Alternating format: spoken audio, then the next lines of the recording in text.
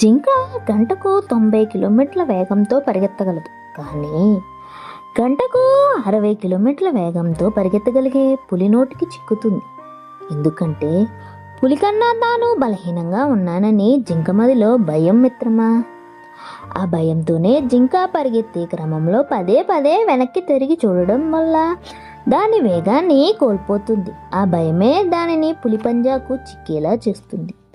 కొందరు మనుషులు కూడా అంతే మిత్రమా. కష్టం ఎదురైనప్పుడు వాటి నుంచి తప్పించుకునే మార్గాలు ఆలోచించకుండా ఆ కష్టాన్ని తలుచుకుని బాధపడుతూ తన భవిష్యత్తును నాశనం చేసుకుంటున్నారు. మళ్ళీ మీరు ఎప్పుడూ తక్కువగా అంచనా వేసుకోకండి.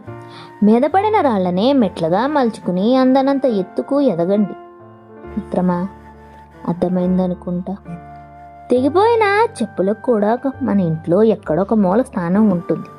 కానీ శవానికి మన ఇంట్లో కొన్ని గంటలకు మించి స్థానం ఉండదు. అందుకే ఈ శరీరంపై వ్యామోహం వద్దు.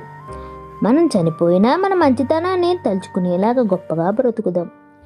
మీ మనసును గాయపరిచిన వారిని మర్చిపోండి, కానీ మిమ్మల్ని ప్రతిరోజు ప్రేమించేవారిని మాత్రం ఖచ్చితంగా గుర్తుంచుకోండి. మిమ్మల్ని ఏడిపించిన గతాన్ని కూడా మర్చిపోండి, కానీ మీ చిరునవ్వులకు కారణమవుతున్న వర్తమానంపై దృష్టిని కేంద్రీకరించండి. మీ బాధను కూడా మర్చిపోండి, కానీ అది నేర్పిన పాఠాన్ని మాత్రం ఎప్పుడూ మర్చిపోకండి. అర్థమైందనుకుంటా. డబ్బుతో నువ్వు ఇల్లును కొనవచ్చు, కానీ కుటుంబాన్ని కాదు.